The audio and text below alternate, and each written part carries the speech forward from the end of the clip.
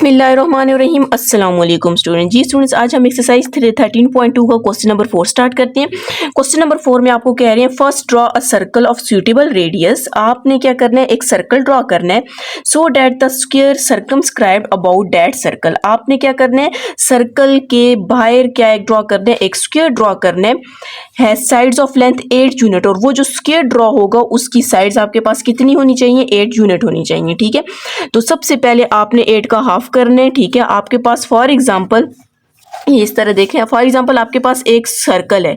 ठीक है, उसके बाहर आपने क्या करना है, एक स्क्वायर ड्रॉ करना है। अब यहाँ से लेकर उन्होंने बोला है कि सर्कल की स्क्वायर की एक साइड कितनी है, 8 यूनिट है, 8 सेंटीमीटर। यूनिट आप कुछ भी ले सकते हैं, हम सेंटीमीटर ही लेंगे। अगर वो 8 है तो इसका हाफ आपके पास कितना आ जाएगा, 4 आ जाएगा। तो इसका मतलब है जो सर्कल हम ड्रॉ करेंगे वो 4 सेंटीमीटर का होगा। ठीक है, तो सबसे पहले अपने कंपास को 4 सेंटीमीटर जितना ओपन कर लेते हैं। ठीक है, ओपन करने के बाद हम यहाँ पे क्या ड्रॉ कर देते हैं, एक सर्कल ड्रॉ कर देते हैं। ठीक है, एक सर्कल आपने ड्रॉ कर लिए, ये आपके पास सर्कल आ जाएगा। इसी सर्कल का आपने एक डायमीटर ड्रॉ कर देना है।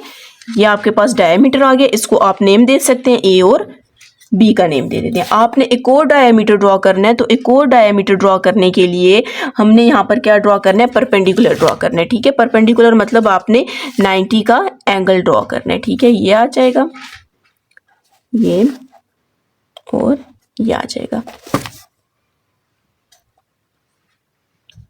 इसको हम क्या करते हैं, ज्वाइन कर देते हैं।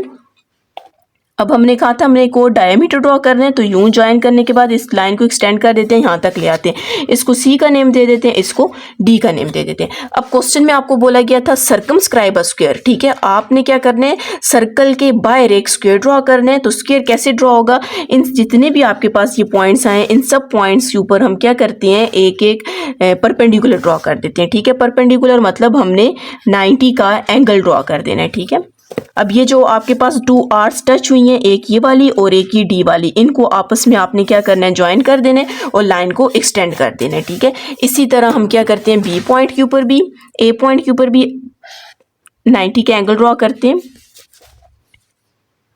फिर इन्हीं दो के ऊपर रखकर आपने आर्ट्स लगानी है और इसको आपस में ज्वाइन कर देना है। ठीक है, ये ज्वाइन हो जाएगा। इसी तरह आपने सी पॉइंट के ऊपर भी रख के करना है। ये थोड़ी लाइन आगे चली गई है, इसको सी पॉइंट के ऊपर भी आपने 90 का एंगल ड्रॉ कर देना है। ठीक है, ये हो जाएगा। फर्स्ट आर 60 की होती है, सेकंड आर 120 की होती है, और इन्हीं दो के ऊपर रखकर आपने क्या करना है, आर्ट्स लगानी है, और यहाँ से आपके पास क्या बन जाएगा, 90 का एंगल बन जाएगा। और ये वाला आपके पास पॉइंट और ये वाला, इनको ज्वाइन करेंगे तो आपके पास ये लाइन भी आ जाएगी। इसी तरह हमने बी पॉइंट के ऊपर भी 90 का एंगल ड्रॉ कर देना है।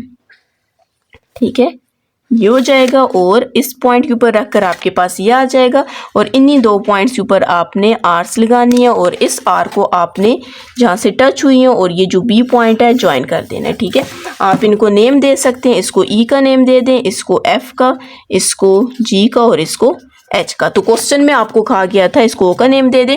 आपने एक सर्कल ड्रॉ करना है और उसके बाय स्क्वायर ड्रॉ करना है, और साथ में ये भी बोला गया कि स्क्वायर की जो साइड्स है वो 8 यूनिट है। अगर आप मेजर करें तो ये आप देख सकते हैं आपके पास कितनी आ रही है, ये तकरीबन 8 आ रही है। ठीक है, ये यहाँ से भी आप देख लें,